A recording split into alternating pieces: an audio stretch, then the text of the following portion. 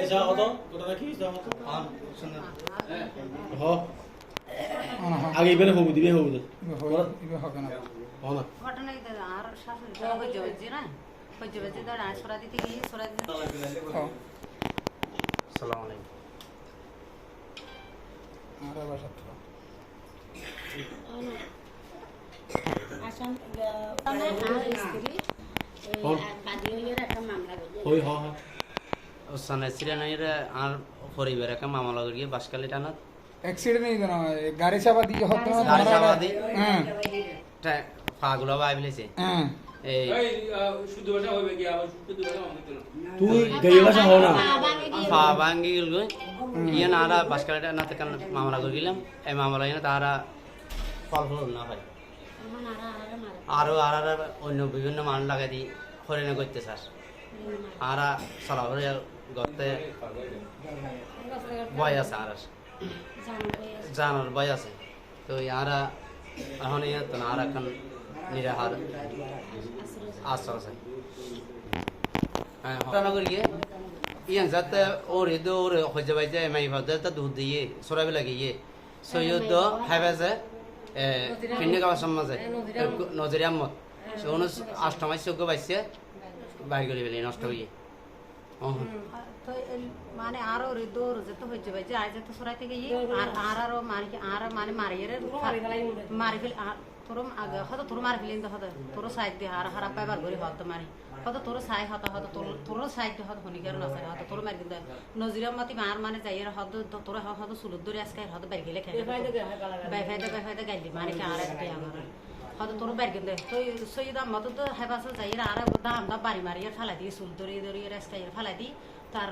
মানে গর্ভবতী নষ্ট হয়ে মূলত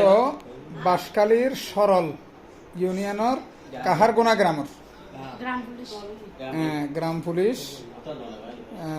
এর নাম হল দি নুরাইশা বেগম এর বাপর নাম হল দি মৃত আব্দুর রশিদ স্বামী আবু তাহের তো ইবের ভাই ওসমান গনিরি গত 19 মার্চ হেফাজ নামে এক ব্যক্তি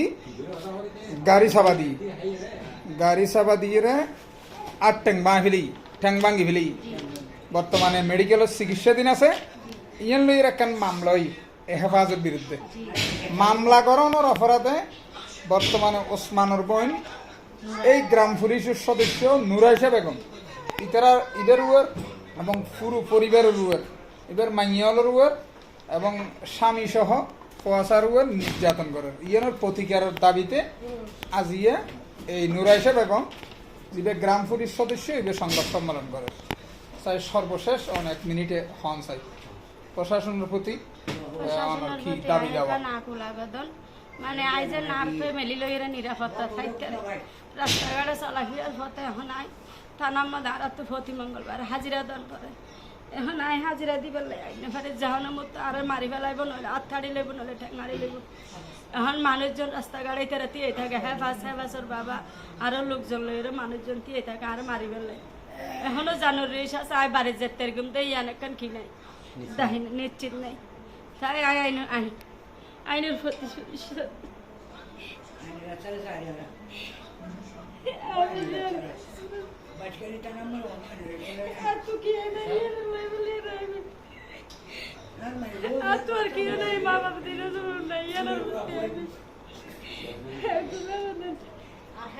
মানে বাইরে আহত করানোর বিচারও না হন উল্টো আরো অনরার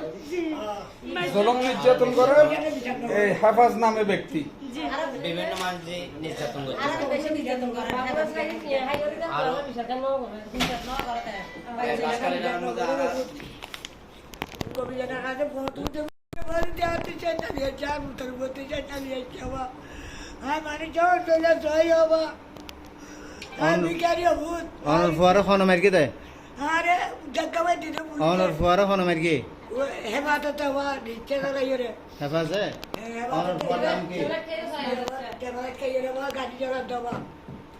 নাম কি মোহাম্মদ উস্তাদ গনি